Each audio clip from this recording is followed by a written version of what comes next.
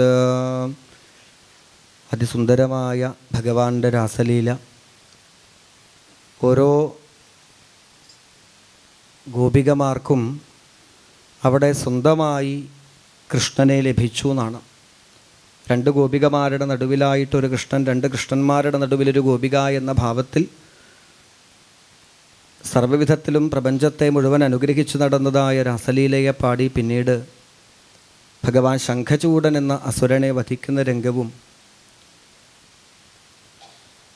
കേശിയെ വധിക്കുന്ന രംഗങ്ങളൊക്കെ വർണ്ണിച്ചു. ഗോപികായുഗളഗീതം എന്ന പ്രകരണമാണ് പിന്നീട് വർണ്ണിച്ചത്. ഈ രണ്ട് ഗോപികമാർ വൃന്ദാവനത്തിൽ പരസ്പരം എന്ത് സംസാരിക്കും, അത് റെക്കോർഡ് ചെയ്ത് ഭാഗവതത്തിൽ കൂടി നമ്മളെ കേൾപ്പിക്കുകയാണ് ശുകബ്രഹ്മർഷി.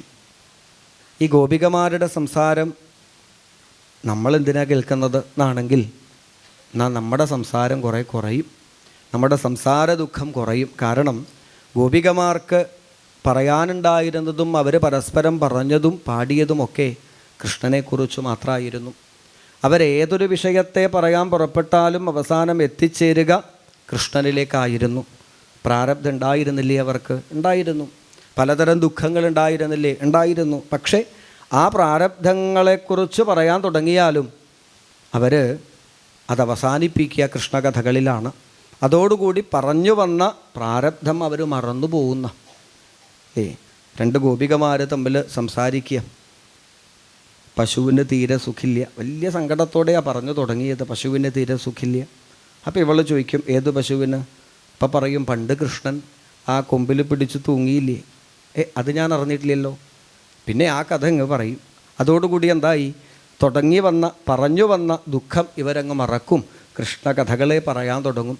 അങ്ങനെ സർവ്വവിധത്തിലും ഗോപികമാർ ആ ശ്യാമസുന്ദരനായ കൃഷ്ണനെക്കുറിച്ച് പരസ്പരം പാടിയതായ ഗോപികായുഗളഗീതത്തെ വർണ്ണിച്ചു. ഈ സമയത്താണ് ശ്രീനാരദ മഹർഷി വൃന്ദാവനത്തിലേക്ക് വന്ന് ശ്രീകൃഷ്ണ ഭഗവാനെ നമസ്കരിക്കുന്നത്. ഭംഗിയായി നാരദർ സ്തുതിച്ചു. ഭഗവാൻ ചോദിച്ചു നാരദ മഹർഷിയോട്, എന്താ വിശേഷിച്ച്? അങ്ങയെ ഞാനൊന്ന് ഓർമ്മിപ്പിക്കാൻ വേണ്ടിയിട്ട് വന്നതാണ്. എന്താ ഓർമ്മിപ്പിക്കേണ്ടത്? അങ്ങ് കൃഷ്ണനായി ജനിച്ചിട്ടിപ്പോൾ കുറച്ച് വർഷമായി.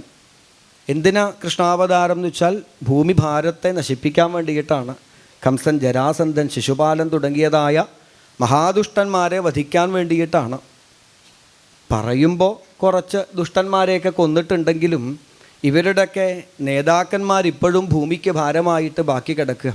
അപ്പോൾ ഇത്രയും അവതാര കർത്തവ്യങ്ങൾ, കുരുക്ഷേത്ര യുദ്ധം വരെയുള്ള വലിയ കർത്തവ്യങ്ങൾ ഈ ലോകത്തിൽ ഇനിയും ചെയ്തു തീർക്കാനുണ്ട് എന്നിരിക്കെ അങ്ങിങ്ങനെ വൃന്ദാവനത്തിൽ ഇപ്പോഴും ഓടക്കോളിലും വിളിച്ച് വെണ്ണയും കെട്ട് പാട്ടും പാടി നടന്നാൽ കാലം നമുക്ക് കാത്തു നിൽക്കണില്ല. അതുകൊണ്ട് ഒരു ഓർമ്മപ്പെടുത്തൽ, അവതാര കർത്തവ്യങ്ങൾ ഇനി ഗൗരവമായിട്ട് ചെയ്യേണ്ട സമയമായി.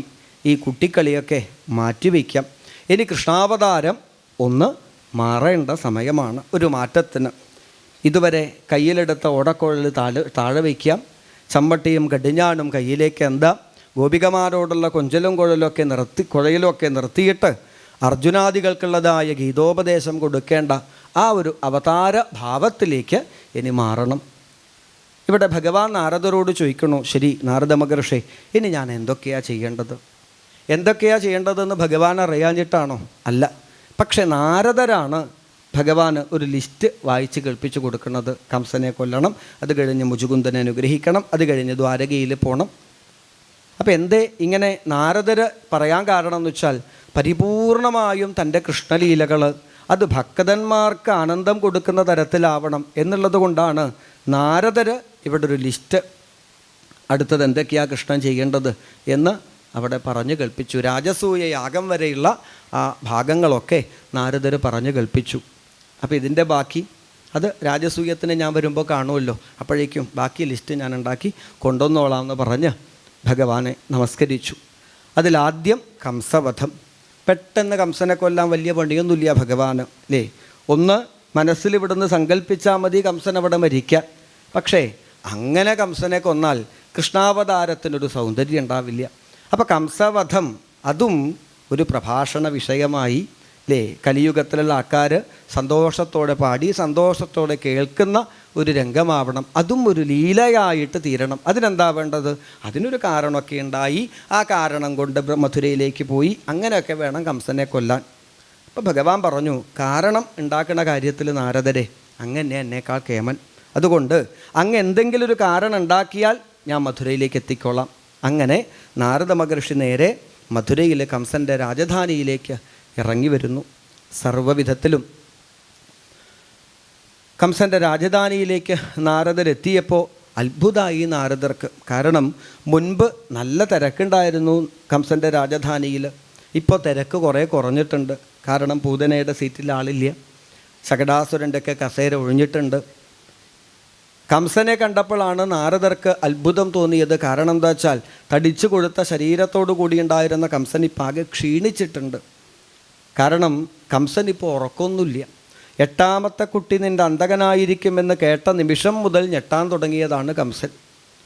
8 എന്ന് കേട്ടാലല്ല, 8 കാലിയെ കണ്ടാൽ പോലും പേടിയാണ്. അങ്ങനെ കംസൻ ഞെട്ടി കഴിയണോ. ഏതായാലും നാരദരോട് ചോദിച്ചു, എന്താ നാരദ മഹർഷിയെ വിശേഷിച്ച്? അല്ല, എവിടെ പോയി കംസ? ഇവിടെ ഉണ്ടായിരുന്ന പൂതനാദികളൊക്കെ അവരൊക്കെ ഇവിടുന്ന് വൃന്ദാവനത്തിലേക്ക് പോയി. എന്നിട്ട് അവിടുന്ന് പിന്നെ എങ്ങോട്ടാ പോയതെന്ന് അറിയില്ല. ഞാൻ അറിഞ്ഞിടത്തോളം അവിടെ നന്ദഗോകുലത്തിൽ കഴിയുന്ന രാമകൃഷ്ണന്മാർ എന്നു പേരുള്ള 2 ഉണ്ണികൾ, നന്ദഗോപരുടെ മക്കൾ, ഈ പോയ ആൾക്കാരെയൊക്കെ കൊല്ലുന്നു എന്നാണ് ഞാൻ കേട്ടത്. ഈ നന്ദഗോപരുടെ മക്കളാണ് രാമകൃഷ്ണന്മാർ എന്ന് നിന്നോട് ആരാ പറഞ്ഞത്? അതിപ്പോൾ ആരെങ്കിലും പറയണോ? പറയണം. നന്ദഗോപരുടെ മക്കളല്ല രാമകൃഷ്ണന്മാർ, പിന്നെ ദേവകീ വസുദേവന്മാരുടെ മക്കളാണ്. അതെങ്ങനെയാണ് നാരദരെ ശരിയാവുക? ദേവകീ വസുദേവന്മാരെ ഞാനിവിടെ ചങ്ങലയിൽ പൂട്ടി താക്കോല് തലയണയുടെ അടിയിൽ. എന്ത് താക്കോല്? ദേവകിക്കും വസുദേവർക്കും നിൻ്റെ താക്കോലും ചങ്ങലയൊന്നും വിഷയമല്ല. അവരൊക്കെ ആരാ അറിയോ? ദേവന്മാരുടെ അച്ഛനും അമ്മയൊക്കെയാണ്. അപ്പോൾ ചില മായാജാലങ്ങളൊക്കെ അവർ പഠിച്ചിട്ടുണ്ട്. കുട്ടികൾ ജനിച്ച് അന്നേക്കന്ന് രാത്രി ഇവിടുന്ന് സ്ഥലം വിട്ടിട്ടുണ്ട്. ഇനി ഞാൻ നിന്നോടൊരു രഹസ്യം പറയാം. കംസ, ഇവിടെ അടുത്ത് വരൂ. നിൻ്റെ കാവൽക്കാരായിട്ട് അവിടെ നിൽക്കുന്ന ആൾക്കാരില്ലേ, അതിൽ തന്നെ 1-2 ദേവന്മാരാ. കംസൻ പറഞ്ഞു, എനിക്കും തോന്നി നാരദരെ. തോന്നിയിട്ടില്ലേ? അതുകൊണ്ടാണ് പറഞ്ഞത്, സർവ്വവിധത്തിലും ഒന്ന് സൂക്ഷിക്കുന്നത് നല്ലതാണ്. ഇനി വേറൊരു കാര്യം കൂടി പറയാം. ഇത്ര കാലം ഇവിടെ താമസിച്ചിരുന്ന വസുദേവരുടെ ഭാര്യ രോഹിണി ഒന്ന് അന്വേഷിച്ചു നോക്കൂ. ഗോകുലത്തിലുണ്ട്, വൃന്ദാവനത്തിൽ. കുട്ടികളെ നോക്കാൻ വസുദേവരവിടെ നിർത്തിയതാ. കുറച്ചു കാലം മുമ്പ്, ഏകദേശം ഒരു 10-11 കൊല്ലം മുമ്പ്, കംസന് ഓർമ്മയുണ്ടോ ഗർഗ മഹർഷി ഒരു 2 ദിവസം ലീവ് എടുത്തത്? എന്തിനാ ലീവ് എടുത്തതെന്നറിയോ? പേരിടാൻ പോയതാ. ഇതൊക്കെ അങ്ങ് കേട്ടതും സഹിച്ചില്ല കംസന്. ചാടി എഴുന്നേറ്റു. കംസൻ ചോദിച്ചു, നാരദരെ സത്യമാണോ അങ്ങ് പറഞ്ഞത്? നാരദർ പറഞ്ഞു, സ്വതവേ നാട്ടുകാരെന്നെക്കുറിച്ച് പലതും പറയും, പക്ഷേ നിന്നോട് ഞാൻ കംസ സത്യ പറഞ്ഞത്. നന്ദഗോപരുടെ മക്കളല്ല, ദേവകീ വസുദേവന്മാരുടെ മക്കളാണ് രാമകൃഷ്ണന്മാർ. ഇതങ്ങ് കേട്ടതും കംസൻ ചാടി എഴുന്നേറ്റ് ഉറയിൽ നിന്ന് വാള് വലിച്ചൂരി, പുറപ്പെടാൻ നാരദരെ, ഇപ്പം കൊല്ലും ഞാൻ 2 കേട്ടതും നാരദർക്ക് സന്തോഷമായി. നാരദർ വേഗം പുറത്തേക്ക് ഇറങ്ങിപ്പോകുമ്പോൾ കംസനുണ്ട് അകത്തേക്ക് കയറി പോണു. 2 കൊല്ലാൻ നീ എവിടെ അങ്ങോട്ട് പോകേണ്ടത്? ഇങ്ങോട്ടല്ലേ പോകേണ്ടത്. ആരെ കൊല്ലാൻ? ദേവകിയെയും കൊല്ലും വസുദേവരെയും കൊല്ലും. കഷ്ടം. ദേവകീ വസുദേവന്മാരെ ഇനി കൊന്നിട്ട് വല്ല ഫലമുണ്ടോ? കൊല്ലുന്നുണ്ടെങ്കിൽ അന്ന് കൊല്ലണമായിരുന്നു. എപ്പോൾ? ആ ഘോഷയാത്രയുടെ ഇടയിൽ അശരീരി വാക്ക് കേട്ടപ്പോൾ ദേവകിയുടെ മുടിക്കുത്ത് പിടിച്ച് വെട്ടാൻ വാളുയർത്തിയിട്ടില്ലേ, അന്ന് തീർക്കണമായിരുന്നു. അന്ന് എന്തേ കൊല്ലാഞ്ഞത്? ആൾക്കാരുടെ മുമ്പിൽ വെച്ച് വസുദേവർ കംസനെ അങ്ങ് പുകഴ്ത്തി. ശ്ലാഘനീയ ഗുണശൂര്യർ ഭവാൻ ഭോജയശസ്കര. അങ്ങയെപ്പോലെ നല്ല നല്ല സ്വഭാവമുള്ള ആൾക്കാർ ഇതൊക്കെ ചെയ്യാൻ പാടുമോ എന്ന് ചോദിക്കുമ്പോഴേക്കും നല്ല സ്വഭാവക്കാരെന്നൊക്കെ കേട്ടപ്പോൾ കംസൻ തന്നെ ആകെപ്പാടൊരു ഉൾപ്പുളകം വന്ന് കയ്യങ്ങ് വിട്ടു. ഇനിയിപ്പോൾ ദേവകിയെ കൊന്നാലും നിൻ്റെ അന്തകം ബാക്കിയാവും. അതുകൊണ്ട് രാമകൃഷ്ണന്മാർ അവരുടെ കാര്യത്തിലൊരു തീരുമാനമാക്കണം. അതിനിപ്പോൾ എന്താ വേണ്ടത്? അങ്ങോട്ട് പോവാം. എങ്ങോട്ട്? വൃന്ദാവനത്തിലേക്ക്. കംസനൊന്ന് ആലോചിച്ചു. യമുന കടന്ന് അപ്പുറത്തേക്ക് പോയ ഒരാളും പിന്നെ ഇക്കര കണ്ടിട്ടില്ല. അപ്പോൾ താൻ പോയാൽ തൻ്റെ സ്ഥിതി അതാവും.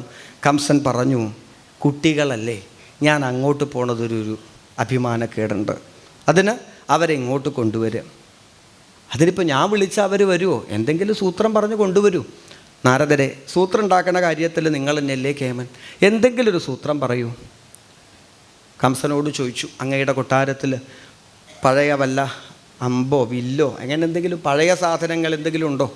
അതുണ്ട്, എൻ്റെ ഒരു മുത്തശ്ശൻ ഉപയോഗിച്ച പഴയ ഒരു ധനുസ്സുണ്ട്, അതിൻ്റെ പെയിൻ്റ് അടിക്കരുത്, പഴയതാ വേണ്ടത്, അതിനൊരു പൂജ നടത്തുക, എന്നിട്ടോ ധനുര്യാഗം എന്ന് പറഞ്ഞിട്ട് ഒരു യജ്ഞം നടത്തണം. അങ്ങനൊരു യജ്ഞം ഉണ്ടോ? അങ്ങനൊരു യജ്ഞം വേണമെന്നൊന്നുമില്ല. ഇന്നിപ്പോൾ യജ്ഞം ഏതിനും പേരിടാൻ പറ്റുന്ന കാലം അല്ലേ? റോഡിൻ്റെ മുകളിൽ കൂടി സൈക്കിൾ ഓടിക്കുന്നത് കണ്ടാൽ അയാൾ പറയുന്ന എന്താ സാധനം, സൈക്കിൾ യജ്ഞം അല്ലേ? ആശുപത്രിയുടെ മുമ്പിൽ പോയപ്പോഴാണ് പോളിയോ നിർമ്മാർജ്ജന യജ്ഞം, ബാങ്കിൻ്റെ മുമ്പിൽ പോയപ്പോൾ നിക്ഷേപ സമാഹരണ യജ്ഞം. അപ്പോൾ ഇതൊക്കെ യജ്ഞമായിട്ട് കാണുന്ന കാലല്ലേ? അതുകൊണ്ട് ഒരു ധനുര്യാഗം എന്ന് പറഞ്ഞൊരു യാഗം നടത്തിച്ച് കുഴപ്പമൊന്നുമില്ല. ആ ധനുര്യാഗത്തിന് ധാരാളം വെണ്ണയും പാലും ഒക്കെ വേണമെന്ന് തീരുമാനിക്കുക. ആ വെണ്ണയും പാലും കൊണ്ടുവരാനുള്ള ചുമതല അവിടെ നന്ദഗോപരെ ഏൽപ്പിക്കുക. എന്നിട്ടോ വെണ്ണയും പാലും കൊണ്ടുവരുന്ന കൂട്ടത്തിൽ സൂത്രത്തിൽ രാമകൃഷ്ണന്മാരും കൂടെ കൊണ്ടുവരണ്ട, വെണ്ണയും പാലും വരണത് കണ്ടാൽ പിറകിലേ വരും, അതാ സ്വഭാവം. അതിനിപ്പോൾ ഇവിടുന്ന് ആരാ ഇനി അങ്ങോട്ടേക്ക് പോവുക? അങ്ങയുടെ മന്ത്രിയായ അക്രൂരനെ പറഞ്ഞയക്കൂ. അക്രൂരൻ പോവുമോ? കാരണം കംസൻ്റെ മുമ്പിൽ അക്രൂരൻ വലിയ നിരീശ്വരവാദിയാണ്. വീട്ടിൽ ഒരു കംസൻ്റെ ഫോട്ടോ ഒക്കെ ഉണ്ട് പൂജാമുറിയിൽ, എപ്പോഴും അതിൽ തൊഴുതിട്ടൊക്കെ നിൽക്കും. പക്ഷേ ഇത് പകലാണ്. രാത്രിയിൽ ആ കംസൻ്റെ ഫോട്ടോ നേരെ തിരിച്ചങ്ങ് വെക്കും. അതിൻ്റെ പിറകിൽ ഓടക്കോൾ വിളിക്കണ കൃഷ്ണൻ്റെ ഫോട്ടോയാണ്. ഓഫീസിലേക്ക് ഇറങ്ങുമ്പോൾ അത് തിരിച്ച് നേരെ വയ്ക്കും. അങ്ങനെയാണ് അക്രൂരൻ. അപ്പോൾ ഏതായാലും ഇവിടെ അക്രൂരനെ ഏൽപ്പിച്ചാൽ മതി. ഇനിയിപ്പോൾ കാര്യങ്ങളൊക്കെ ബാക്കി കംസ നിൻ്റെ ഇഷ്ടം പോലെ ചെയ്തോളൂ എന്നൊക്കെ പറഞ്ഞ് നാരദർ കംസനോട് യാത്ര ചോദിച്ച് ഇറങ്ങിപ്പോകുമ്പോൾ പിറകുന്ന കംസൻ്റെ ഒരു ചോദ്യം, നാരദരെ എപ്പോഴാണ് ഇനി കാണാൻ പറ്റുക? സത്യം പറഞ്ഞാൽ നാരദർക്ക് സങ്കടമായി. നാരദർ പറഞ്ഞു, ഇനിയിപ്പോൾ കാണാൻ പറ്റുമോ എന്ന് തന്നെ അറിയില്ലല്ലോ എന്നും പറഞ്ഞ് നാരദർ അവിടെ നിന്ന് പോയി. അന്ന് രാത്രി കംസൻ അക്രൂരനെ തൻ്റെ അരികിലേക്ക് വിളിച്ചു. തൻ്റെ അരികിലേക്ക് വിളിച്ച് അക്രൂരനോട് പറഞ്ഞു, അക്രൂര ഇവിടെ ഇരിക്കൂ, ഞാൻ ഇനി പറയാൻ പോകുന്നത് ഒരു മഹാരഹസ്യമാണ്. ഈ രഹസ്യം ഈ ലോകത്തിൽ ആകെ അറിയണ ഒരാൾ നാരദ മഹർഷിയാണ്. നല്ല ആൾ തന്നെയാണ്, രഹസ്യം സൂക്ഷിക്കുന്ന ആൾ. എന്നോട് ഇന്ന് ഉച്ചയ്ക്ക് വന്നപ്പോഴാണ് പറഞ്ഞത്, നന്ദഗോപരുടെ ഗോകുലത്തിൽ കഴിയുന്ന രാമകൃഷ്ണന്മാർ ദേവകി വസുദേവരുടെ മക്കളാണത്രേ. ഒരു തരത്തിൽ ആലോചിക്കുമ്പോൾ ആ പറഞ്ഞതിൽ കാര്യമുണ്ട്. അത് സത്യമാണ് എന്നുണ്ടെങ്കിൽ അതിൽ ചെറുത് കൃഷ്ണൻ എൻ്റെ അന്തകന. അതുകൊണ്ട് ഞാൻ മനസ്സിൽ ചില പദ്ധതികളൊക്കെ ഇട്ടിട്ടുണ്ട്. ഞാൻ എൻ്റെ മനസ്സിലുള്ള പദ്ധതികളൊക്കെ അങ്ങയോട് പറയാം. അത് നടക്കുമോ ഇല്ലയോ എന്ന് മാത്രം അങ്ങ് പറഞ്ഞാൽ മതി. എന്തൊക്കെയാണ് പദ്ധതികൾ? ധനുര്യാഗം എന്നുള്ളൊരു യാഗത്തിന് വേണ്ടി അങ്ങ് രാമകൃഷ്ണന്മാരെ കൂട്ടിക്കൊണ്ടുവരിക. എന്നിട്ട് ധനുര്യാഗ വേദിയിലേക്ക് അവർ കയറുമ്പോൾ ഭടന്മാരെ കൊണ്ട് അവരെ അടിച്ചു കൊല്ലുക. അഥവാ അവിടുന്ന് രക്ഷപ്പെട്ടാൽ കുവലയാപീഠം എന്ന മതയാനയെ കൊണ്ട് ചവിട്ടിക്കൊല്ലുക. അഥവാ അവിടുന്ന് രക്ഷപ്പെട്ടാൽ ചാണൂരൻ, മുഷ്ടികൻ തുടങ്ങിയ മല്ലന്മാരുടെ മല്ലയുദ്ധത്തിൽ ആ കുട്ടികളെ ഞങ്ങൾ ഇടിച്ചു കൊല്ലും. അക്രൂര നടക്കില്ലേ? ചോദിച്ചപ്പോൾ അക്രൂരൻ പറഞ്ഞു, മനസ്സിൽ മനക്കോട്ട കെട്ടാൻ ചിലവൊന്നുമില്ല, ഇത് നടക്കുമോ നടക്കില്ലയോ എന്ന് കാലം തീരുമാനിക്കട്ടെ എന്ന് മാത്രം പറഞ്ഞ് അക്രൂരൻ പിറ്റേന്ന് വളരെ നേരത്തെ തന്നെ വൃന്ദാവനത്തിലേക്ക് പോകാനായി അനുവാദം വാങ്ങി കംസനോട്. അക്രൂരൻ ചിന്തിച്ചു, എന്തൊരനുഗ്രഹമാണ് ഭഗവാൻ തന്നോട് ചെയ്യുന്നത്. എത്രയോ കാലമായിട്ട് കൃഷ്ണനെ കാണണം, വൃന്ദാവനത്തിൽ പോകണം, ആ രാമകൃഷ്ണന്മാരുടെ പാദത്തിൽ ഒന്ന് നമസ്കരിക്കണം എന്നൊക്കെ അക്രൂരൻ മോഹിക്കുന്നുണ്ട്. പക്ഷേ കംസനെ ഭയന്നിട്ടാണ് പോവാണ്ടിരുന്നത്. ഇപ്പോൾ നോക്കൂ, കൃഷ്ണൻ അനുഗ്രഹിക്കണം എന്ന ഒരു രംഗമെത്തുമ്പോഴേക്കും ഇതുവരെ യാതൊരു കംസനെ താൻ ഭയന്നുവോ അതേ കംസൻ തന്നെ അക്രൂര ഒന്ന് വൃന്ദാവനത്തിൽ പോവൂ എന്ന് പറഞ്ഞില്ലേ? അപ്പോൾ ഭഗവാൻ നമ്മളെ അനുഗ്രഹിക്കണമെന്ന് തീരുമാനിച്ചാൽ ഏത് തടസ്സങ്ങളും അവിടെ നീങ്ങും എന്നും ഭഗവാന്റെ മുൻപിലേക്ക് ഭഗവാന് നമ്മളെ കാണണമെന്ന് തോന്നിയാൽ പിന്നെ ഒരു തടസ്സവും അവിടെ ഇല്ല. നമ്മൾ ഭാഗവതം കേൾക്കാൻ പുറപ്പെടുമ്പോഴാണ് ഭാഗവതത്തിന് നമ്മളെ അനുഗ്രഹിക്കണം എന്നുണ്ടെങ്കിൽ ഒരു തടസ്സവും ഇല്ല, നമ്മളിവിടെ വന്നെത്തും. സർവ്വവിധത്തിലും അക്രൂരൻ ആ വൃന്ദാവനത്തിലേക്ക് പുറപ്പെട്ടു. വളരെ നേരത്തെ രാവിലെ പുറപ്പെട്ടു, പക്ഷേ സന്ധ്യയായി എത്താൻ. കാരണം അക്രൂരൻ രഥത്തിലേക്ക് കയറുമ്പോഴേക്കും അക്രൂരൻ്റെ മനസ്സ് വൃന്ദാവനത്തിലേക്ക് എത്തൽ കഴിഞ്ഞു. താൻ കാണാൻ പോണത് ആരെയാ? ജഗത്തിൻ്റെ മുഴുവൻ ആധാരശക്തിയായിരിക്കുന്ന രാമകൃഷ്ണന്മാരെ, ആ ഭഗവാന്മാരെ കണ്ടാൽ എന്തൊക്കെയാ താൻ ചെയ്യേണ്ടത്? നമസ്കരിക്കണം. എന്തായാലും കൃഷ്ണനെയും രാമനെയും വീണ് നമസ്കരിക്കണം. അല്ല, കൃഷ്ണനെയും രാമനെയും മാത്രം നമസ്കരിച്ചാൽ മതിയോ? പോരാ. ആ ഭഗവാനെ വളർത്തി വലുതാക്കിയ യശോദ എന്നൊരമ്മ, ഇങ്ങനൊരു ധന്യജന്മം അല്ലേ? പ്രപഞ്ചത്തിൽ ഏറ്റവും വലിയ ഭാഗ്യവതി ആര് എന്ന ചോദ്യത്തിന് ബ്രഹ്മാദിദേവന്മാർ പോലും പറഞ്ഞു യശോദ തന്നെയാണ്. എന്ത് തപസ് ചെയ്തു യശോദ, എത്ര തപസ് അനുഷ്ഠിച്ചിട്ടുണ്ടാവണം. അപ്പോൾ സർവ്വവിധത്തിലും ആ യശോദയെ, നന്ദഗോപരെ ഒന്ന് നമസ്കരിക്കണം. അല്ല, അവരെ നമസ്കരിച്ചാൽ മതിയോ? പോരാ. ഭഗവാനോടൊപ്പം തോളോട് തോൾ ചേർന്ന് കളിക്കുന്ന ഭഗവാന്റെ കൂട്ടുകാരായ ഗോപന്മാർ, അവരൊക്കെ എത്ര ഭാഗ്യം ചെയ്തവരാ. അവരെ നമസ്കരിക്കണം. അതുപോരാ, ഗോപികമാരെ നമസ്കരിക്കണം. പോരാ, ഭഗവാന്റെ ഒപ്പം ഓടിക്കളിക്കുന്ന ഭഗവാന്റെ പശുക്കളെ, ഓരോ പശുക്കളെയും നമസ്കരിക്കണം. അതുപോരാ, വൃന്ദാവനത്തിലെ ഓരോ പുൽക്കുടിയെയും നമസ്കരിക്കണം. ഇങ്ങനെ ചിന്തിച്ച് അക്രൂരൻ വൃന്ദാവനത്തിലേക്ക് അങ്ങ് പ്രവേശിച്ചതും ഭഗവാന്റെ ആ പാദചിഹ്നം വ്യക്തമായിട്ട് ആ വൃന്ദാവനത്തിലെ പൂഴിമണലിൽ കണ്ടതും രഥാദവസ്കന്ധ്യ സബാഷ്പലോചന പ്രഭോ അമൂന്യാഘ്രിരചാംസ്യഹോ ഇതി. രഥത്തിൽ നിന്ന് താഴേക്ക് ചാടിയിറങ്ങി ആ ഭഗവാന്റെ പാദധൂളികളിൽ വീണങ്ങ് നമസ്കരിച്ചു അക്രൂരൻ. നമസ്കരിച്ചപ്പോൾ അക്രൂരന് തോന്നി, ഇതുപോരാ, നമസ്കരിച്ചാൽ തൻ്റെ ശരീരത്തിൽ ഒരു ഭാഗത്തല്ലേ ഭഗവാന്റെ കാൽപ്പൊടികൾ പറ്റുള്ളൂ. അതുപോരാ, തൻ്റെ ശരീരം മുഴുവൻ ആ ഭഗവാന്റെ കാൽപ്പൊടികളെ കൊണ്ട് അഭിഷേകം ചെയ്യണമെന്ന ഭാവത്തിൽ ആ വൃന്ദാവനത്തിൽ കിടന്നുരുണ്ടു ഭാഗവതോത്തമനായ അക്രൂരൻ. അങ്ങനെയാണ് അമ്പാടിയിലേക്ക് എത്തുന്നത്. അവിടെ കണ്ടു നീലാംബരധാരിയായിട്ട് രാമനും പിതാംബരധാരിയായിരിക്കുന്ന കൃഷ്ണനെയും കണ്ടു. ബാലദ്വിരതവിക്രമോ, കുട്ടിയാനകളെ പോലെ കുറുമ്പുള്ളതായ ആ രാമകൃഷ്ണന്മാർ അവർ കണ്ട ഒരു കാഴ്ച എന്താ വെച്ചാൽ, എന്തോ ഒരു സാധനം ഉരുണ്ടു വരുന്നു. അതിന് പിറകിൽ ഒഴിഞ്ഞ രഥവുമായിട്ട് കുതിരകളും വരുന്നുണ്ട്. ഏതായാലും ഓടി വന്ന് അക്രൂരനെ പിടിച്ചവിടെ എഴുന്നേൽപ്പിച്ചു. ശരീരത്തിലുള്ള ആ പൊടികളൊക്കെ തട്ടിക്കളഞ്ഞ് അക്രൂരപ്പനെ വളരെ സന്തോഷത്തോടെ ഭഗവാനിതാ കൈപിടിച്ച് അകത്തേക്കങ്ങനെ സ്വീകരിച്ചു. വേണ്ടതായ ഉപചാരങ്ങളെല്ലാം ചെയ്തു. രാത്രിയിൽ അത്താഴമൊക്കെ കഴിഞ്ഞ് ചോദിച്ചു, എന്തിനാ മധുരയിൽ എന്തൊക്കെയാ വിശേഷം? അച്ഛനമ്മമാർക്ക് സുഖമാണോ എന്ന് ഞാൻ ചോദിക്കണില്ല, കാരണം സുഖമാവില്ല ഇത്ര കാലം. ഏതായാലും എന്തു പറയുന്നു എൻ്റെ അമ്മാമൻ കംസൻ? ദുഷ്ടത്തരത്തിന് കുറവൊന്നുമില്ലല്ലോ. ഇല്ലയെന്ന് മാത്രമല്ല, ഇപ്പോൾ കുറച്ച് കൂടിയിട്ടുണ്ടോന്നാ. അതുണ്ടാവും, അണയാൻ പോകുന്നതിന് മുമ്പ് ഒരാളിക്കത്തലുണ്ടാവും. ഏതായാലും അക്രൂരപ്പൻ വന്നതെന്തിനാ ചോദിച്ചു ചിരിച്ചുകൊണ്ട്. എന്തിനാ വന്നത് എന്ന് ചോദിച്ചു. കംസൻ അവിടുന്ന് പുറപ്പെടുമ്പോൾ അക്രൂരന് കുട്ടികൾക്ക് ഇമ്പോസിഷൻ കൊടുക്കുന്നത് പോലെ 100 തവണ പറഞ്ഞു കൊടുത്തത്. അവിടെ പോയാൽ അവൻ ചിരിക്കാൻ, ആളെ മയക്കാൻ മിടുക്കനാ. എന്തിനാ വന്നതെന്ന് ചോദിക്കുമ്പോൾ കൊല്ലുന്ന കാര്യം മിണ്ടരുത്, ധനുര്യാഗത്തിൻ്റെ കാര്യമേ പറയാൻ പാടുള്ളൂ. കൊല്ലുന്ന കാര്യം മിണ്ടരുത്, ധനുര്യാഗത്തിൻ്റെ കാര്യമേ പറയാൻ പാടുള്ളൂ. ഇങ്ങനെ പറഞ്ഞ് പഠിപ്പിച്ചിട്ടാണ് വിട്ടത്. അക്രൂരപ്പൻ എന്തിനാ വന്നത് ചോദിക്കേണ്ട താമസം പറഞ്ഞു, കൊല്ലാൻ കൊണ്ടുപോകാനാണ് വന്നത്. പക്ഷെ അത് പറയരുത് എന്ന് കംസൻ പറഞ്ഞിട്ടുണ്ട്. നന്നായി. ഏതായാലും അടുത്ത ദിവസം ആ കാര്യമൊക്കെ മനസ്സിൽ വെച്ചാൽ മതി എന്ന് പറഞ്ഞ് പിറ്റേ ദിവസം ഇതാ വൃന്ദാവനത്തിലേക്ക് അക്രൂരൻ്റെ സ്വർണ്ണരഥത്തിൽ രാമകൃഷ്ണന്മാർ പുറപ്പെടുന്നു. ഈ ഒരു വാർത്ത വൃന്ദാവനം മുഴുവൻ കാട്ടുതീ പോലെ പടർന്നു. തങ്ങളുടെ ജീവനായ രാമകൃഷ്ണന്മാരെ അക്രൂരൻ എന്ന ഒരു ക്രൂരൻ വൃന്ദാവനത്തിൽ നിന്നും മധുരയിലേക്ക് കൂട്ടിക്കൊണ്ടുപോകണമെന്നുള്ള വാർത്ത കേട്ടതും ഗോപികമാർ മുഴുവൻ വഴിയിലേക്ക് ഇറങ്ങി നിൽക്കുന്നതും കേട്ടതായ വാക്കുകൾ സത്യമാകരുത് എന്നവരൊക്കെ പ്രാർത്ഥിച്ചു. പക്ഷേ മധുരയുടെ കൊടിപാറുന്ന സ്വർണ്ണരഥത്തിൽ അക്രൂരനോടൊപ്പം രാമകൃഷ്ണന്മാർ വരുന്ന കാഴ്ച കണ്ട് വിധാതാവ് എന്നുള്ള ഒരാളുണ്ടെങ്കിൽ, അയാളാണ് വിധിയെ തരുന്നത് എന്നുണ്ടെങ്കിൽ ഞങ്ങൾക്കൊരു കാര്യം ഉറപ്പായി, അല്പം പോലും ദയയില്ലാത്തവനാണ് ഈ വിധാതാവ്. അല്ലെങ്കിൽ അതിസുന്ദരന്മാരായ ഈ രാമകൃഷ്ണന്മാരെ ഞങ്ങളുടെ മുമ്പിൽ ഇങ്ങനെ കാണിച്ചു തന്ന് ഈ രാമകൃഷ്ണന്മാരില്ലാതെ ഒരു നിമിഷം പോലും ഞങ്ങൾക്ക് നിൽക്കാൻ സാധിക്കില്ല എന്ന അവസ്ഥയെത്തുമ്പോൾ ഞങ്ങളിൽ നിന്നും പറിച്ചെടുക്കാൻ ഹേ വിധാതാവെ അങ്ങേക്ക് എങ്ങനെ സാധിക്കുന്നു എന്നൊക്കെ പറഞ്ഞ് അവർ എന്തെന്നില്ലാത്ത സങ്കടത്തോടുകൂടി കരയണതും ഒടുവിൽ ഭഗവാൻ ആ രഥം കുറച്ച് ദൂരത്തെത്തി അവിടെ നിർത്തി.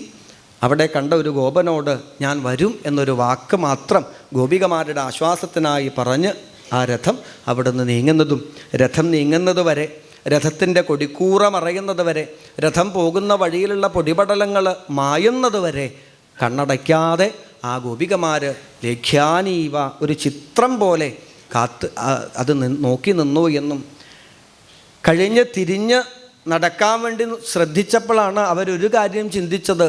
ഇനി തിരിഞ്ഞു നോക്കിയാൽ കാണേണ്ടത് എന്താ?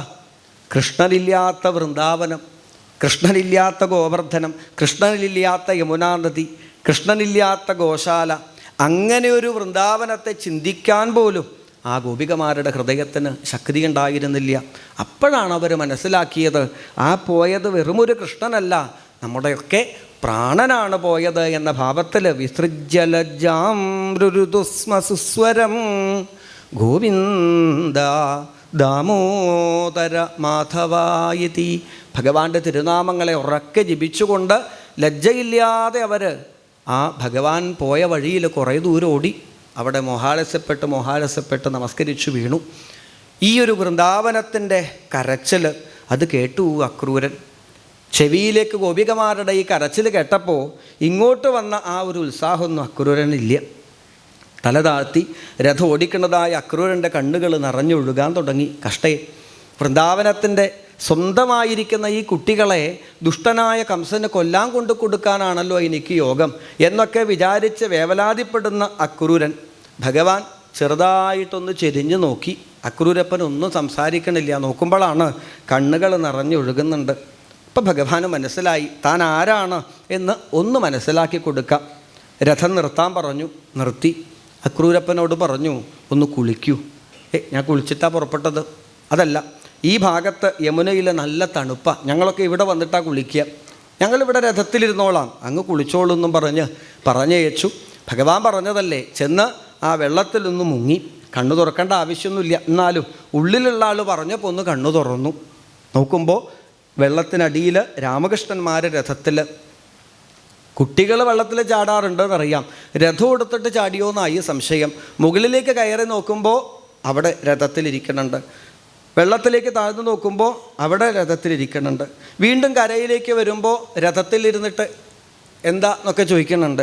ഒന്നുമില്ല എന്ന് പറഞ്ഞു വീണ്ടും മുങ്ങി. അവിടെ പിന്നെ യമുന മാറി പാലാഴിയായി സാക്ഷാൽ ശ്രീ പത്മനാഭനായി ദർശനം കൊടുത്തതും ദശാവതാര സ്തോത്രങ്ങളെ കൊണ്ട് അക്രൂരൻ ഭംഗിയായി ഭഗവാനെ സ്തുതിച്ചു. ആ ഭഗവാനെ കണ്ട ആനന്ദത്തോടുകൂടി കയറി വരുന്നതായ അക്രൂരൻ ഓടി വന്ന് ഭഗവാന്റെ മുൻപിൽ എങ്ങനെ നിന്നപ്പോൾ ഭഗവാൻ ചോദിച്ചു, അക്രൂരപ്പ, ഞങ്ങൾ പേടിച്ചു പോയില്ലേ? ഞങ്ങൾ കുട്ടികളെ രഥത്തിലിരുത്തിയിട്ട് പൊങ്ങുന്നുണ്ട്, പിന്നെ മുങ്ങിയിട്ട് കാണുന്നില്ല, കുറേ സമയമായി, എന്താ വെള്ളത്തിനടിയിൽ? അപ്പോഴാണ് കൃഷ്ണൻ അക്രൂരനോട് ചിരിച്ചുകൊണ്ട് ചോദിച്ചതത്രേ, വല്ല അത്ഭുതവും കണ്ടുവോ? വല്ല അത്ഭുതവും കണ്ടുവോ?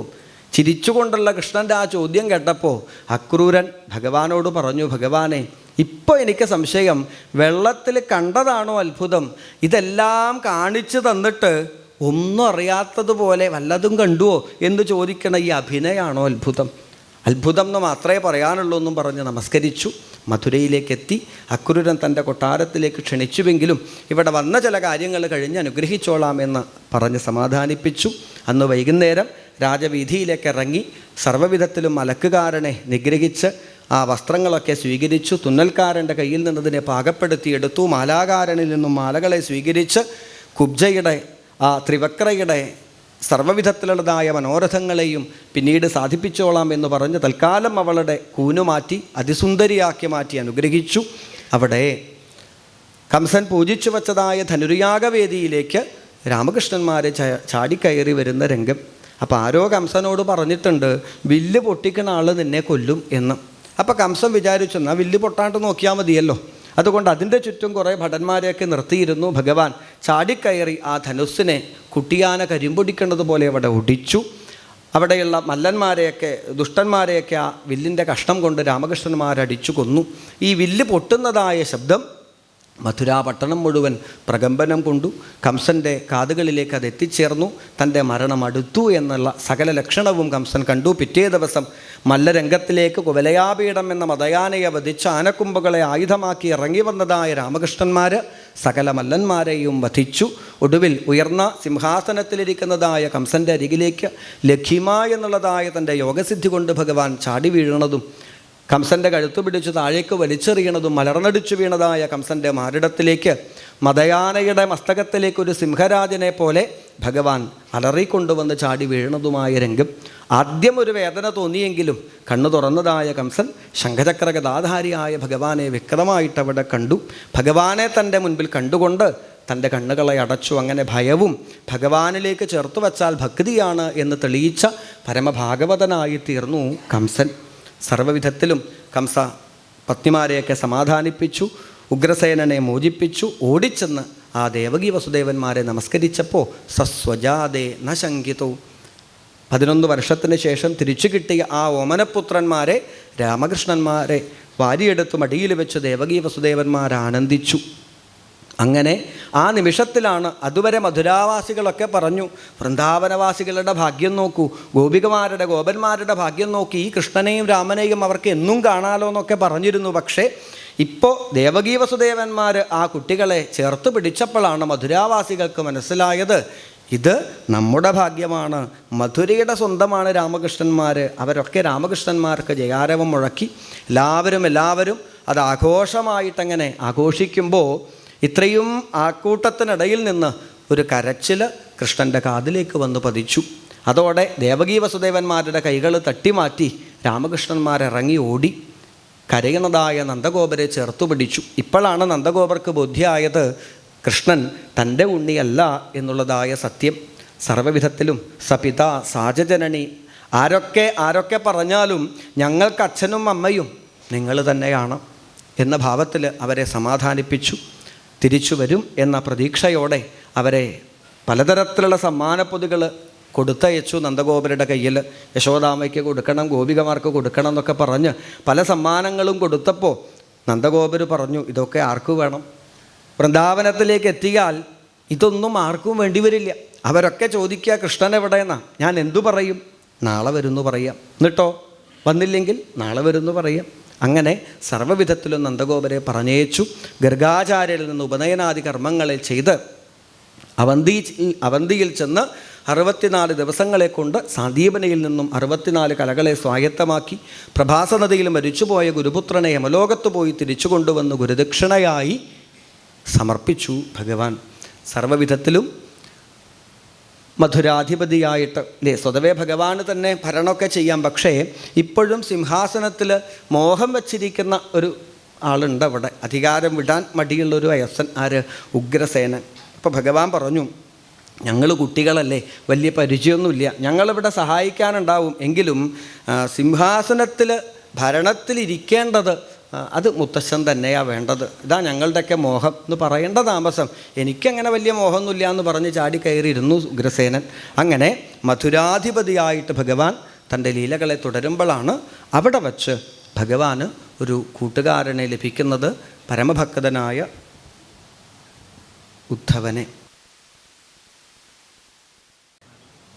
സർവ്വവിധത്തിലും ഉദ്ധവൻ എന്ന ഈ ഒരു പരമഭാഗവതനെ ഭാഗവതം നമുക്ക് പരിചയപ്പെടുത്തുമ്പോൾ ആദ്യം പല ഡിഗ്രികളും കാണിച്ചു തരുന്നുണ്ട്. വൃഷ്ണീനാം പ്രവരഹ, മന്ത്രി, കൃഷ്ണസ്യദയിതസഖ, ശിഷ്യോ ബൃഹസ്പതേ, സാക്ഷാദുദ്ധവോ ബുദ്ധിസത്തമ. വൃഷ്ണികളിൽ വച്ച് ശ്രേഷ്ഠനായിരുന്നു, ഭഗവാന്റെ മന്ത്രിയാണ്, ബുദ്ധിസത്തമനാണ്, ബൃഹസ്പതിയുടെ ശിഷ്യനാണ്. ഇതൊക്കെ ഉദ്ധവൻ്റെ ശ്രേഷ്ഠതയാണെങ്കിലും ഉദ്ധവനെ ഉദ്ധവനാക്കുന്നത് ഒരു നമസ്കാരമാണ്, ഒരു കാൽപ്പൊടിയിലേക്കുള്ള നമസ്കാരം. ആ രംഗമാണ് ഉദ്ധവദൂത് എന്ന ഭാവത്തിൽ വർണ്ണിച്ചത്. ഒരിക്കൽ ഭഗവാൻ ഉദ്ധവനെ തൻ്റെ അരികിലേക്ക് വിളിക്കുകയാണ്. ഉദ്ധവനോട് പറഞ്ഞു, ഹേ ഉദ്ധവ, അങ്ങ് ഒന്ന് വൃന്ദാവനത്തിലേക്ക് പോകണം. ഗച്ഛോദ്ധവ. 2 തവണയാണ് ഭഗവാൻ ഇതുപോലെ ഉദ്ധവനോട് യാത്രയാവാൻ പറയുന്നത്. ഒന്ന് വൃന്ദാവനത്തിലേക്ക്, ഇനി സർവ്വവിധത്തിലുള്ളതായ ആത്മോപദേശവും കൊടുത്ത് ബദരികാശ്രമത്തിലേക്ക്. എന്തിനാ അങ്ങ് വൃന്ദാവനത്തിലേക്ക് പോകണമെന്ന് വെച്ചാൽ അവിടെ സർവ്വവിധത്തിലും എന്നിലേക്ക് പരമപ്രേമം വച്ചതായ നന്ദഗോപാദികൾ, എൻ്റെ ഗോപികമാർ, അവരൊക്കെ എന്നിലേക്ക് തന്നെ മനസ്സ് വെച്ച് എന്നെ തന്നെ ചിന്തിച്ചുകൊണ്ട് എന്നെ കാണാത്തതായ ഓരോ നിമിഷവും തുടരിയുഗായതേ ത്വാമപശ്യതാം. എന്നെ കാണാതിരിക്കുന്ന ഓരോ നിമിഷങ്ങളും യുഗങ്ങളെ പോലെ തള്ളി നീക്കുകയാണ്. അങ്ങ് ബൃഹസ്പതിയുടെ കയ്യിൽ നിന്ന് ഈ പറഞ്ഞതായ ഉപദേശങ്ങളൊക്കെ കിട്ടിയ ആളല്ലേ, ഒന്ന് ചെന്ന് ആ ഗോപികമാരെ സമാധാനിപ്പിക്കൂ എന്ന് ഭഗവാൻ ഉദ്ധവനെ പറഞ്ഞേക്കുന്നു. ആരാ പറഞ്ഞേക്കുന്ന ആൾ? പ്രപന്നാർത്തിഹരോ ഹരി. ഈ പ്രപഞ്ചത്തിൻ്റെ ലോകത്തിൻ്റെ മുഴുവൻ ദുഃഖവും നീക്കുന്ന ഭഗവാനാണ് ഉദ്ധവനെ വൃന്ദാവനത്തിൻ്റെ ദുഃഖം നീക്കാൻ പറഞ്ഞേക്കുന്നത്. അപ്പം തന്നെ നമുക്ക് ഉറപ്പിക്കാം ഈ യാത്രയുടെ ഉദ്ദേശം ഇതൊന്നുമല്ല. ത്വം തു ഭാഗവതേഷ്വഹം എന്ന ഭാവത്തിൽ ഉദ്ധവനെ തനിക്ക് തുല്യനാക്കി തീർക്കാൻ ഒരു പരീക്ഷ. ഏതായാലും ഉദ്ധവൻ ഭഗവാന്റെ ആ ഒരു വാക്കിനെ സ്വീകരിച്ച് വൃന്ദാവനത്തിലേക്ക് യാത്രയാകുന്നു. സർവവിധത്തിലും സന്ധ്യാസമയത്തോടുകൂടി വൃന്ദാവനത്തിലേക്ക് ഉദ്ധവൻ രഥത്തിൽ എത്തിച്ചേർന്നു. സമയം സന്ധ്യയാവാറായിട്ടുണ്ട്. നന്ദഗോപര് കണ്ടു, വളരെ ദൂരത്തായിട്ട് മധുരയുടെ കൊടിപാറുന്ന ഒരു രഥം വന്ന് നിൽക്കുന്നു. കൃഷ്ണനെ ഓരോ നിമിഷവും പ്രതീക്ഷിച്ചു കൊണ്ടിരിക്കുന്ന നന്ദഗോപര് ഒന്ന് നോക്കിയപ്പോൾ കണ്ടത് പീലിക്കിരീടം ചൂടിയിട്ടുണ്ട്, ഗോപിക്കുറി തൊട്ടിട്ടുണ്ട്, പീതാംബരം ഞൊറുന്നെടുത്തിട്ടുണ്ട്, വനമാല ചാർത്തിയിട്ടുണ്ട്. കൃഷ്ണൻ തന്നെയാണ്, ഒരു സംശയമില്ല. കൃഷ്ണൻ വന്നു എന്നുള്ള ആനന്ദത്തോടുകൂടി നന്ദഗോപര് ഇറങ്ങി ആ രഥത്തിനടുത്ത് എത്തിയപ്പോഴാണ് കൃഷ്ണാനുചരം, കൃഷ്ണൻ്റെ കൂട്ടുകാരനായ ഉദ്ധവനാണ്. എന്നാൽ കൃഷ്ണനെ കണ്ടാൽ, കൃഷ്ണൻ വന്നാൽ എത്ര സന്തോഷമാകുമോ അതേ ഭാവത്തിൽ ആ ഉദ്ധവനെ അങ്ങനെ അകത്തേക്ക് സ്വീകരിച്ചു. നന്ദഗോപര് ഉദ്ധവൻ്റെ കാല് കഴുകി എന്നൊക്കെ വേണമെങ്കിൽ പറയാം. പക്ഷേ നന്ദഗോപരെ കൊണ്ട് തൻ്റെ കാല് കഴുകിക്കാൻ മാത്രം വിധിയല്ല ഉദ്ധവന് നമ്മൾ കണക്കാക്കണം. ബുദ്ധിസത്തമനാണ് ഭഗവാൻ. ആ ഭഗവാനെ വളർത്തി വലുതാക്കിയ നന്ദഗോപരെ കൊണ്ട് അതൊന്നും ചെയ്യിക്കില്ല. ഏതായാലും ആ ഉപചാരങ്ങളൊക്കെ വേണ്ടതുപോലെ ഉദ്ധവൻ സ്വീകരിച്ചു.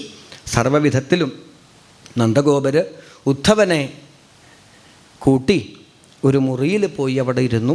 അവിടെ നോക്കുമ്പോൾ ഭഗവാൻ ഉപയോഗിച്ച കളിക്കോപ്പുകൾ, കളിപ്പാട്ടങ്ങൾ, ഓടക്കുഴലുകൾ, മയിൽപ്പീലികൾ, മഞ്ചാടിക്കുരു, കുന്നിക്കുരു ഇങ്ങനെയുള്ള സാധനമൊക്കെ നിരത്തി വെച്ചിട്ടുണ്ട്. കൃഷ്ണസ്മരണ നിറഞ്ഞു നിൽക്കുന്ന അവിടെ ഇരുന്ന് ഭഗവാന്റെ ഓരോ കാര്യങ്ങളെക്കുറിച്ച് ഉദ്ധവനോട് ചോദിക്കണോ, ഹേ ഉദ്ധവ, എന്തു പറയുന്നു കൃഷ്ണൻ? സുഖമായിട്ടിരിക്കണില്ലേ? സർവ്വവിധത്തിലും ആ കൃഷ്ണൻ ഈ വൃന്ദാവനത്തിൽ ഞങ്ങളോടൊപ്പം ഉണ്ടായിരുന്ന നിമിഷങ്ങൾ മാത്രമാണ് ഇപ്പോൾ ഞങ്ങൾക്ക് സുഖം. ഇന്നും ഞങ്ങളെ ജീവിപ്പിക്കുന്നത്, ഇന്നും ഞങ്ങൾ മരിക്കാതെ നിലനിൽക്കുന്നുണ്ടെങ്കിൽ അതിന് കാരണം കൃഷ്ണൻ വരും എന്ന ഒരു പ്രതീക്ഷയാണ്. എപ്പോഴെങ്കിലും ഞങ്ങളെക്കുറിച്ച് അങ്ങയോട് ആ കൃഷ്ണൻ സംസാരിക്കാറുണ്ടോ? മധുരാവാസികൾക്കൊക്കെ ഇപ്പോൾ വലിയ സുഖമായിട്ടുണ്ടാവും.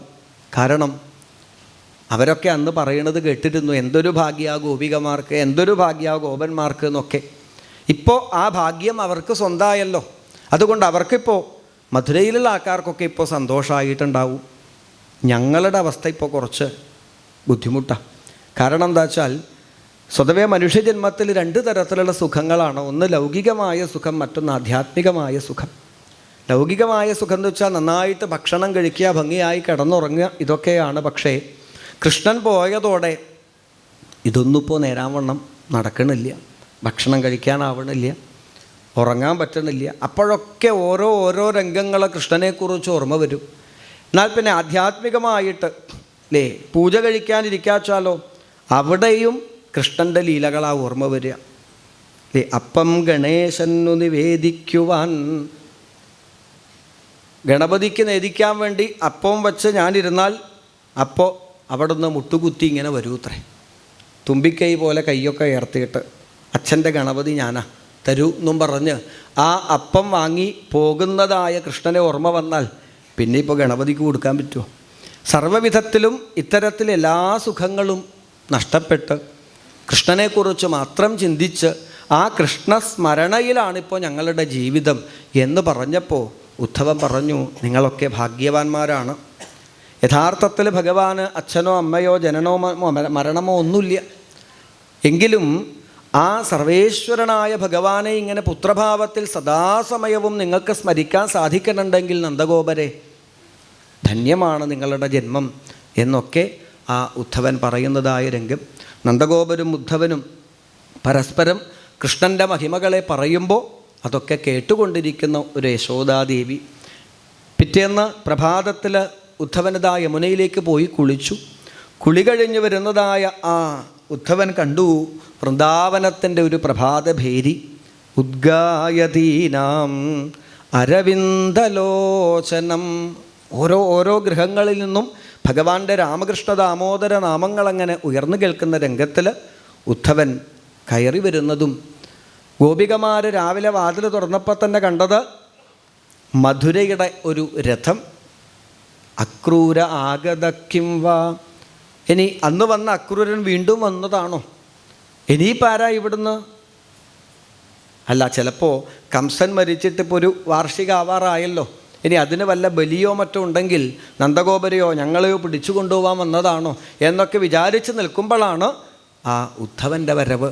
ഉദ്ധവനെ കണ്ടപ്പോൾ തന്നെ ഗോപികമാർക്ക് ഉറപ്പായി ഇത് കൃഷ്ണൻ്റെ സന്തത സഹചാരിയ, കൃഷ്ണൻ്റെ ഒപ്പം നിൽക്കുന്ന ആളാണ്. സർവ്വവിധത്തിലും ആ ഉദ്ധവൻ്റെ മുൻപിൽ ചെന്ന് ഗോപികമാർ നമസ്കരിച്ചു. കാചിൻ മധുകരം ദൃഷ്ടുവാ. ഉദ്ധവൻ കൃഷ്ണൻ ഏൽപ്പിച്ചതായ ആ സന്ദേശത്തെ പറയാൻ ഭാവിക്കുന്നതിന് മുമ്പ് തന്നെ അത് മനസ്സിലാക്കി ഗോപികമാർ ഒരു കരിവണ്ടിനോട് എന്ന ഭാവത്തിൽ കൃഷ്ണനോടുള്ളതായ പ്രേമവും കൃഷ്ണനോടുള്ളതായ പരാതികളും അവിടെ ഭ്രമരഗീതമായി പറഞ്ഞു കേൾപ്പിച്ചു. സർവ്വവിധത്തിലും ആ ഗോപികമാർ കരഞ്ഞ് ഈ പരാതികളൊക്കെ പറഞ്ഞുവെങ്കിലും അവസാനം അഭിബദ മധുപുരിയാം ആര്യപുത്രോധുനാസ്തേ. ഹേ ഉദ്ധവ, ഞങ്ങളിങ്ങനെയൊക്കെ കരയും, ഞങ്ങൾക്കിങ്ങനെയൊക്കെ സങ്കടമൊക്കെ സഹിച്ചിട്ട് ശീലമുണ്ട്, പക്ഷേ കൃഷ്ണന് സുഖമാണല്ലോ ഇപ്പോഴും, അത് ഞങ്ങൾക്ക് അറിഞ്ഞാൽ മതി. എന്നെങ്കിലും ഞങ്ങളെക്കുറിച്ച്, നന്ദഗോപരെക്കുറിച്ചോ യശോദയെക്കുറിച്ചോ വൃന്ദാവനത്തെക്കുറിച്ചോ ഒക്കെ കൃഷ്ണൻ അങ്ങയോട് സംസാരിക്കാറുണ്ടാവില്ലേ എന്നൊക്കെ ചോദിച്ച് ആ ഉദ്ധവൻ്റെ മുൻപിൽ ഗോപികമാർ നമസ്കരിക്കുന്നതും ഭഗവാൻ പറഞ്ഞതായ ആ ഒരു സന്ദേശം ഗോപികമാർക്കായിട്ട് ഭഗവാനിതാ ഉദ്ധവൻ കേൾപ്പിക്കുന്നതായ രംഗം.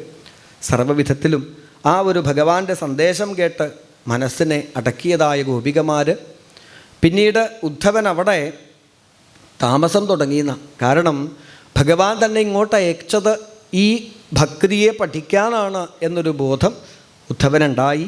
ഓരോ ദിവസവും രാവിലെയായ ഗോപികമാർ ഉദ്ധവൻ്റെ കയ്യും പിടിച്ചിറങ്ങും. വൃന്ദാവനത്തിലെ ഓരോ രംഗങ്ങളിൽ ചെന്ന് അവിടെ ഉണ്ടായിരുന്ന കൃഷ്ണകഥകളെ, കൃഷ്ണലീലകളെ മുഴുവൻ ഉദ്ധവൻ അങ്ങനെ പാടിക്കൊടുക്കും. സദാസമയവും കൃഷ്ണനെ ഓർമ്മിക്കുന്നതായ ഗോപികമാർ ഉദ്ധവനോട് ചോദിച്ചു, ഉദ്ധവ, ഞങ്ങൾക്കിപ്പോൾ ഒരാവശ്യമുണ്ട്. എന്താ ആവശ്യം എന്ന് വെച്ചാൽ കൃഷ്ണനെ ഒന്ന് മറക്കണം, അതിന് വല്ല വഴിയുണ്ടോ എന്ന് ചോദിച്ചപ്പോഴാണ് ഉദ്ധവൻ അത്ഭുതപ്പെട്ടത്. കാരണം ദാനവ്രത തപോഹോമ ജപസ്വാധ്യായ സംയമങ്ങളിൽ കൂടി ലോകം മുഴുവൻ കൃഷ്ണനെ എങ്ങനെയെങ്കിലും ഒന്ന് ഓർക്കാൻ പറ്റുമോ എന്ന് ചിന്തിക്കുമ്പോഴാണ് ഇവിടെ മറക്കാൻ പറ്റുന്നില്ലല്ലോ എന്നുള്ള ഭാവത്തിൽ ഗോപികമാർ പ്രാർത്ഥിച്ചത്. അവിടെ ഉദ്ധവൻ ആ ഗോപികമാരുടെ മുൻപിലേക്കൊരു നമസ്കാരം. ബ്രഹ്മാദിദേവന്മാർക്ക് പോലും ലഭിക്കാത്ത ഭാഗ്യമാണ് നിങ്ങൾക്ക് കൃഷ്ണൻ തന്നത്. സദാസമയവും നിങ്ങൾക്ക് ഇങ്ങനെ കൃഷ്ണനെ സ്മരിക്കാൻ സാധിക്കുന്നു എന്നുണ്ടെങ്കിൽ നിങ്ങളുടെ പാദരജസ്സുക്കളെ ശിരസിൽ സ്വീകരിക്കാൻ വൃന്ദാവനത്തിൽ ഒരു പുല്ലായിട്ടെങ്കിലും ജനിച്ചാൽ മതിയായിരുന്നു. ഏതായാലും നിങ്ങളുടെ പാദങ്ങളിലേക്ക് നേരിട്ട് നമസ്കരിക്കാനുള്ള യോഗ്യത എനിക്കില്ല എന്നുറപ്പായി. അതുകൊണ്ട് വളരെ ദൂരത്ത് നിന്ന് കൃഷ്ണദാസനായ ഈ ഉദ്ധവൻ ഒന്ന് നമസ്കരിക്കട്ടെ. പാദത്തെയല്ല, പാദത്തിൽ നിന്ന് വീണ കാൽപ്പൊടികളിൽ ഒന്നിലേക്ക് ഉദ്ധവൻ്റെ ഒരു നമസ്കാരം. വന്ദേ നന്ദവ്രജസ്ത്രീണാം പാദരേണും അഭീക്ഷ്ണശ. യാതൊരു ഗോപികമാരുടെ കണ്ഠത്തിൽ നിന്ന് സദാസമയവും ഉയരുന്ന രാമകൃഷ്ണ ദാമോദര മന്ത്രങ്ങളാണോ പ്രപഞ്ചത്തെ മുഴുവൻ ശുദ്ധീകരിക്കുന്നത്, അങ്ങനെയുള്ള ആ ഭഗവാന്റെ പരമപ്രേമവതികളായ ഗോപികമാരുടെ പാദരേണുവിലേക്ക് നമസ്കരിച്ചതായ ഉദ്ധവൻ സർവ്വവിധത്തിലും തിരിച്ചു മധുരയിലേക്ക് എത്തുന്നതും പലവിധത്തിലുള്ള സമ്മാനങ്ങൾ വൃന്ദാവനം കൊടുത്തയച്ചു എന്നുണ്ടെങ്കിലും കൃഷ്ണപാദത്തിലേക്ക് ഉദ്ധവൻ വീണ് നമസ്കരിക്കുന്നതുമായ രംഗം. പരീക്ഷ ജയിച്ചു ഉദ്ധവൻ എന്ന് ആ വരവിൽ തന്നെ ഭഗവാന് ബോധ്യായി. പിന്നീട് സൈരന്ധ്രിയെയും അക്രൂരനെയും ഭഗവാൻ അനുഗ്രഹിക്കുന്ന രംഗങ്ങൾ ധൃതരാഷ്ട്രസഭയിൽ പാണ്ഡവന്മാർക്ക് വേണ്ട ഭൂമിയെ വിട്ടുകൊടുക്കണമെന്ന ഒരു ഓർമ്മപ്പെടുത്തലുമായി ദൂതനായി അക്രൂരനെ ഭഗവാൻ അയക്കുന്ന രംഗങ്ങൾ ഒക്കെയാണ് ഇവിടെ പാരായണം ചെയ്തത്. സർവത്ര ഗോവിന്ദനാമസങ്കീർത്തനം ഗോവിന്ദ